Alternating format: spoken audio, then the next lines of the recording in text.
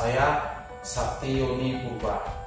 Hari ini adalah hari pertama kita untuk belajar biologi. Jadi materi kita hari ini adalah bab yang pertama, yaitu biologi sebagai ilmu pengetahuan.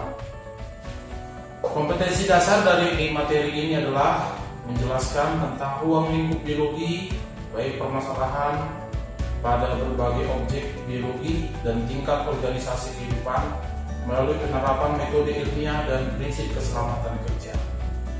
Menyajikan data hasil penerapan metode ilmiah tentang permasalahan pada berbagai objek biologi pada tingkat organisasi kehidupan. Kita langsung masuk materi yang pertama, yaitu tentang pengertian biologi. Biologi berasal dari kata bios dan logos, di mana bios itu artinya hidup dan logos artinya pengetahuan. Jadi biologi adalah ilmu yang mengkaji dan mempelajari segala aspek tentang makhluk hidup. Objek-objek yang dipelajari di dalam biologi yaitu objek makhluk hidup yang disusun oleh sel. Di sini yang menjadi fokus utama adalah mempelajari sel. Kemudian yang kedua, makhluk hidup mengalami proses pertumbuhan dan perkembangan. Objek yang ketiga, makhluk hidup melakukan proses metabolisme di dalam tubuhnya. Yang keempat, makhluk hidup mampu memberi respon terhadap rangsangan. Selanjutnya, makhluk hidup dapat melakukan proses reproduksi atau berkembang biak. Nah, kemudian makhluk hidup juga mampu beradaptasi terhadap lingkungan.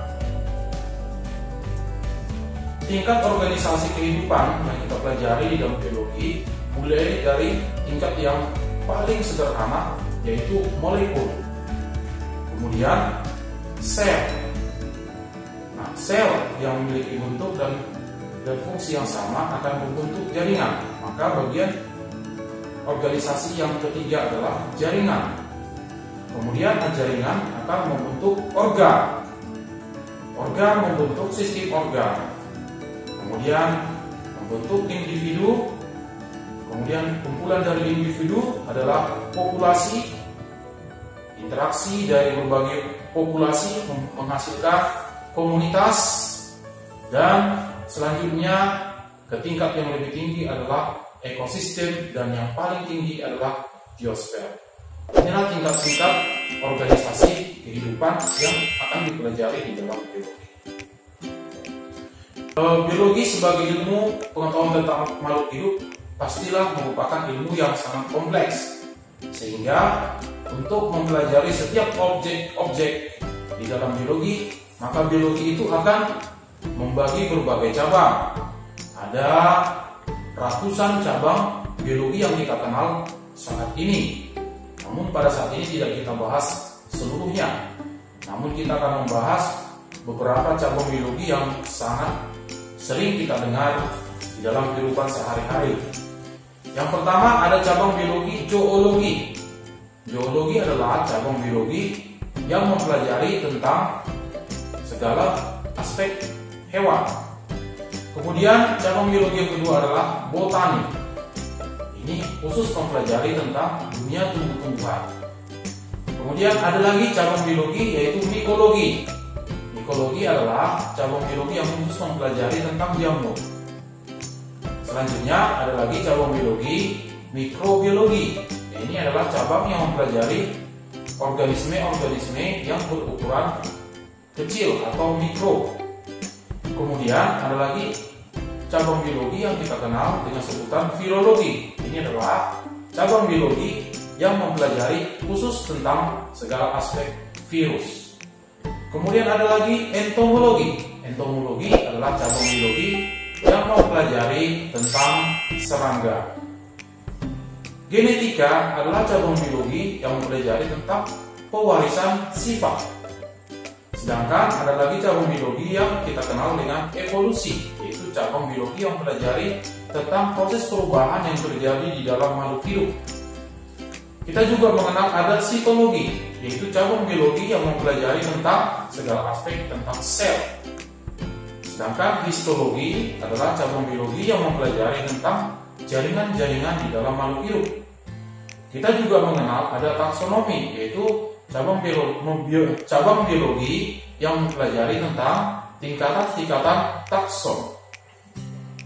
Kemudian kita juga mengenal morfologi, yaitu cabang biologi yang mempelajari tentang aspek-aspek yang berhubungan dengan bentuk-bentuk tubuh dari makhluk hidup. Kita juga mengenal ada anatomi. Anatomi adalah cabang biologi yang mempelajari tentang susunan anatomi atau bagian dalam dari tubuh makhluk hidup. Sedangkan fisiologi adalah cabang biologi yang mempelajari segala aspek yang berhubungan dengan sistem faal makhluk hidup. Embriologi adalah cabang biologi yang mempelajari tentang proses perkembangan embrio atau janin di dalam tubuh atau di dalam kandungan. Paleontologi adalah cabang biologi yang mempelajari tentang fosil-fosil yang ada ditemukan yang merupakan sisa-sisa makhluk hidup di zaman dahulu. Manfaat mempelajari biologi, kita bisa mengenal saat ini pengetahuan biologi memberikan sumbangan yang sangat besar dalam berbagai aspek atau berbagai bidang. Misalnya pada bidang pertanian, biologi telah menyumbangkan banyak sekali bibit unggul. Pengetahuan biologi juga sudah dapat mengembangkan perkembangbiakan makhluk hidup dengan cara kultur jaringan, serta juga dapat mengendalikan hama secara biologi. Sedangkan dalam bidang peternakan dan perikanan, kita mengenal ada inseminasi buatan, kawin silang, sehingga diperoleh varian baru dari suatu hewan budidaya. Kita juga mengenal proses perkembangbiakan ikan dengan bantuan berbagai hormon yang sudah ditemukan dalam bidang biologi. Dalam bidang kesehatan, biologi telah menyumbangkan banyak sekali pengetahuan tentang mengidentifikasi berbagai macam virus, bakteri, dan juga berbagai mikroorganisme lain yang dapat mengganggu kesehatan manusia. Biologi juga sudah menyumbangkan pengetahuan dalam penemuan vaksin, antibiotik, dan tes DNA. Seperti yang saat ini sedang terjadi, yaitu adanya penyakit yang disebabkan oleh virus corona. Maka biologi dapat berperan penting dalam mengidentifikasi virus hingga melakukan proses identifikasi DNA atau RNA dari virus tersebut. Dalam bidang industri, biologi juga sudah menyumbangkan pengetahuan sehingga dapat terjadi proses perkembangan dalam produk-produk makanan, minuman, dan obat-obatan seperti makanan yogurt, kemudian penemuan antibiotik, dan lain-lain. Dalam biologi kita sering menemukan permasalahan. Permasalahan-permasalahan dalam biologi dapat dipecahkan dengan metode ilmiah. Metode ilmiah adalah langkah-langkah yang tersusun secara terstruktur untuk memecahkan masalah-masalah.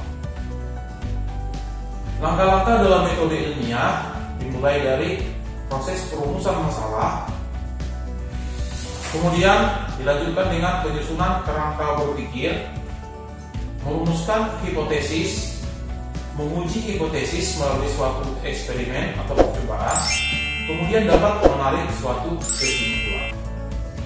Inilah langkah-langkah yang biasa digunakan di dalam metode ilmiah. Nah, berikut ini kita akan membahas sikap-sikap yang dimiliki oleh seorang ilmuwan yang kita sebut dengan sikap-sikap ilmiah. Yang pertama adalah rasa ingin tahu. Rasa ingin tahu adalah merupakan suatu sikap yang penting karena adanya keinginan untuk mengetahui hal-hal yang berkaitan dengan bidang kajian. Sikap yang kedua yang dibutuhkan adalah sikap jujur. yaitu dapat menerima data apa adanya, tidak memanipulasi data. Sikap yang ketiga adalah berpikir terbuka, artinya seorang yang memiliki sikap ilmiah mampu menerima pendapat orang lain, kritik, atau argumen orang lain yang berbeda dengan pendapat seorang ilmuwan. Kemudian sikap ilmiah yang berikutnya adalah bersifat objektif, artinya dapat menyatakan data atau fakta apa adanya tanpa diikuti perasaan pribadi. Sikap yang berikutnya adalah memiliki kepedulian, yaitu kepedulian terhadap sekitar seperti alam dan juga sesama manusia dan makhluk hidup lain. Sikap yang berikutnya adalah teliti. Teliti artinya memiliki tindakan dengan hati-hati dan tidak ceroboh. Sikap yang berikutnya adalah tekun, artinya tidak mudah putus asa. Seorang ilmuwan harus memiliki sikap yang tidak putus asa atau pantang menyerah dalam menghadapi suatu masalah yang dihadapi dalam bidangnya. Sikap yang berikutnya adalah berani membela fakta dari teori-teori yang ada, karena sering terjadi adalah fakta yang kita temukan berbeda dengan teori-teori yang sudah lama dianut di masa-masa sebelumnya. Maka sikap-sikap ilmiah harus berani membela fakta yang ada walaupun fakta itu berbeda dengan teori yang ada. Sikap yang berikutnya yang dibutuhkan adalah sikap santun dalam bersikap. Nah, demikianlah materi kita untuk hari ini. Saya harapkan dengan apa yang sudah kita pelajari hari ini dapat menjadi bahan belajar bagi kalian untuk dapat diulang kembali di rumah. Sampai sekian dulu pertemuan kita. Sampai jumpa pada materi berikutnya. Dan selamat belajar. Terima kasih.